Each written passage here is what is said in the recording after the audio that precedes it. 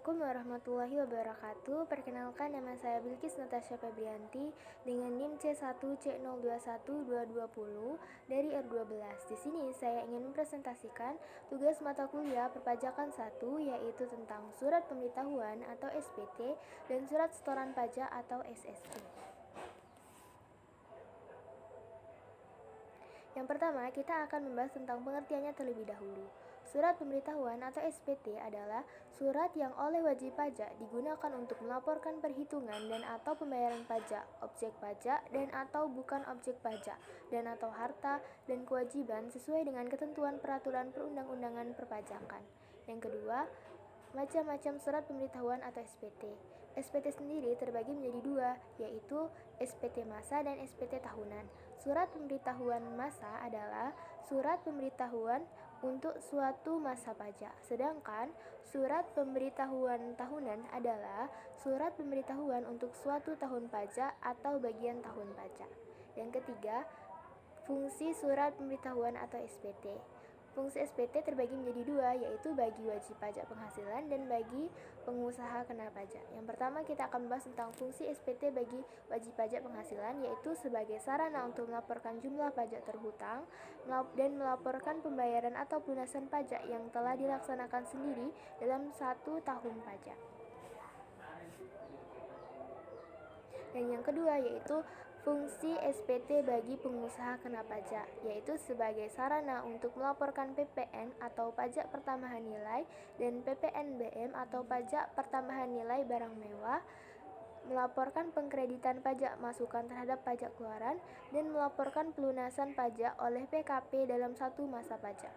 Yang keempat, yaitu bentuk dan isi surat pemberitahuan atau SPT. Surat pemberitahuan atau SPT sendiri dapat berbentuk formulir kertas atau hard copy atau dapat berupa dokumen elektronik. Dokumen elektronik ini biasanya disebut e-SPT atau yang langsung diisi di web disebut e-filing. Isi SPT tahunan PPH atau pajak penghasilan menurut Peraturan Menteri Keuangan Nomor 243/PMK 03/2014, yaitu harus memuat data sebagai berikut. Yaitu terdapat beberapa data, yaitu sebagai berikut. Ada jenis pajak, nama wajib pajak, dan nomor pokok wajib pajak, masa pajak, bagian tahun pajak atau tahun pajak yang bersangkutan, tanda tangan wajib pajak atau kuasa wajib pajak, jumlah peredaran usaha, jumlah penghasilan termasuk penghasilan yang bukan merupakan objek pajak, jumlah penghasilan kena pajak, jumlah pajak yang terutang, jumlah kredit pajak, jumlah kekurangan atau kelebihan pajak, jumlah harta dan kewajiban, tanggal pembayaran pajak penghasilan pasal 29, dan yang terakhir data lainnya yang terkait dengan kegiatan usaha wajib pajak. Yang kelima, yaitu kita akan bahas tentang yang wajib mengisi surat pemberitahuan atau SPT, yaitu sebagai berikut. Yang pertama, ada setiap orang pribadi yang menerima penghasilan yang jumlahnya melebihi batas PTKP, dan yang kedua, setiap badan yang didirikan di Indonesia atau berkedudukan yang terdiri dari PT, CV, Persekutuan Koperasi, Yayasan, BUMN, dan BUT atau bentuk usaha tetap. Yang keenam, pembetulan surat pemberitahuan atau SPT. Wajib pajak dengan kemauan sendiri dapat membetulkan surat pemberitahuan yang telah disampaikan dengan menyampaikan pernyataan tertulis, dengan syarat Direktur Jenderal Pajak belum melakukan tindakan, yaitu yang pertama, verifikasi dalam rangka menerbitkan surat ketetapan pajak, yang kedua, pemeriksaan, yang ketiga, pemeriksaan bukti permulaan. Pernyataan tertulis dalam pembetulan surat pemberitahuan dilakukan dengan cara memberi tanda pada tempat yang telah disediakan dalam surat pemberitahuan yang menyatakan bahwa wajib pajak yang bersangkutan membetulkan surat pemberitahuan. Dalam hal pembetulan surat pemberitahuan menyatakan rugi atau lebih bayar pembetulan surat pemberitahuan harus segera disampaikan paling lama 2 tahun sebelum daluarsa penetapan. Wajib pajak yang membetulkan sendiri surat pemberitahuan tahunan maupun surat pemberitahuan masa yang mengakibatkan utang pajak menjadi lebih besar kepadanya dikenai sanksi administrasi berupa bunga sebesar 2% per bulan atas jumlah pajak yang kurang dibayar, dihitung sejak jatuh tempo pembayaran sampai dengan tanggal pembayaran dan bagian dari bulan dihitung penuh 1 bulan. Yang ketujuh, batas waktu penyampaian surat pemberitahuan atau SPT terbagi menjadi 3, yaitu sebagai berikut. Yang pertama, untuk surat pemberitahuan masa paling lama 20 hari setelah akhir masa pajak.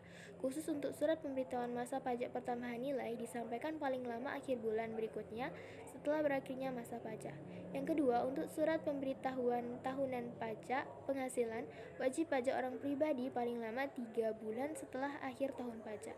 Yang ketiga, untuk surat pemberitahuan tahunan pajak penghasilan wajib pajak badan paling lama 4 bulan setelah akhir tahun pajak. Yang kedelapan, penundaan penyampaian surat pemberitahuan atau SPT.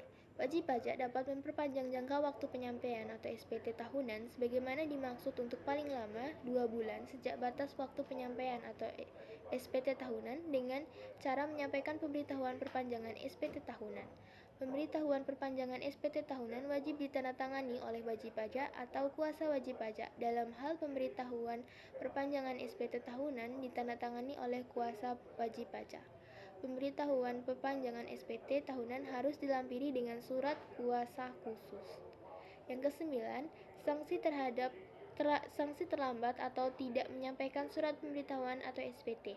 Menurut seorang ahli perpajakan, Mardiasmo, pada tahun 2018 di dalam bukunya halaman 40 disebutkan bahwa apabila surat pemberitahuan pajak tidak disampaikan dalam jangka waktu yang telah ditentukan atas batas waktu perpanjangan penyampaian surat pemberitahuan, dikenai sanksi administrasi berupa denda sebesar sebagai berikut.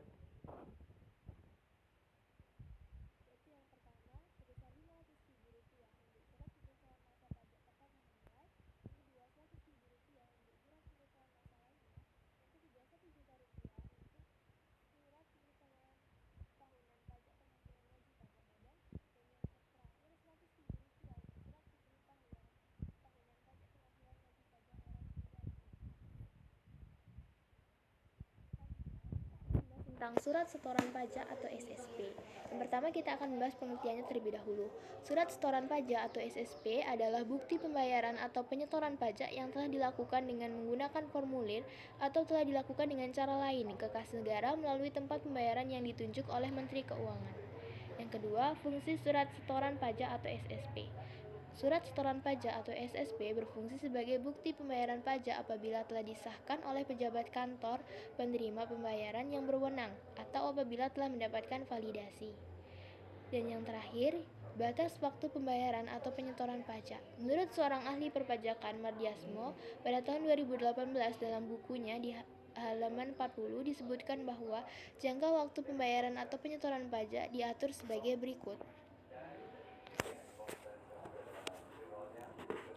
Yang pertama, PPh pasal 4 ayat 2 yang dipotong oleh pemotongan pajak penghasilan harus disetor paling lama tanggal 10 bulan berikutnya setelah masa pajak berakhir kecuali ditetapkan lain oleh Menteri Keuangan. Yang kedua, PPh pasal 4 ayat 2 yang harus dibayar sendiri oleh wajib pajak harus disetor paling lama tanggal 15 bulan berikutnya setelah masa pajak berakhir kecuali ditetapkan oleh Menteri Keuangan. Yang ketiga, PPh pasal 4 ayat 2 atas penghasilan dari pengalihan hak atas tanah dan atau bangunan yang dipotong atau dipungut atau yang harus dibayar sendiri oleh wajib pajak harus disetor sebelum akta keputusan perjanjian, kesepakatan atau risalah lelang atas pengalihan hak atas tanah dan atau bangunan ditandai oleh pejabat yang berwenang.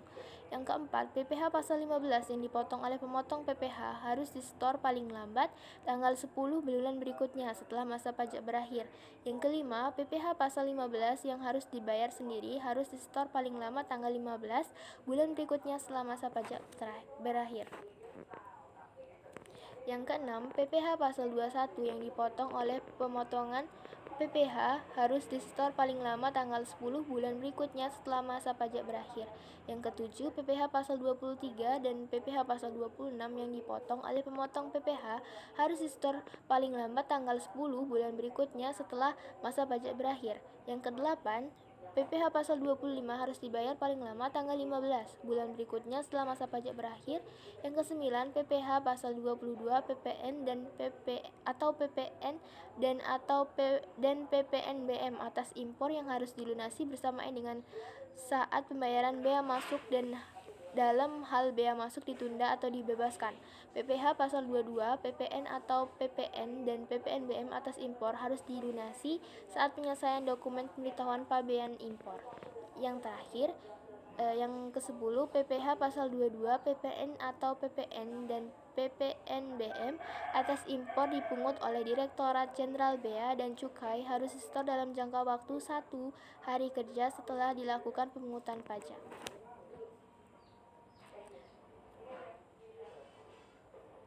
Sekian dari presentasi saya. Apabila ada kesalahan dan kekurangan, saya mohon maaf. Wassalamualaikum warahmatullahi wabarakatuh.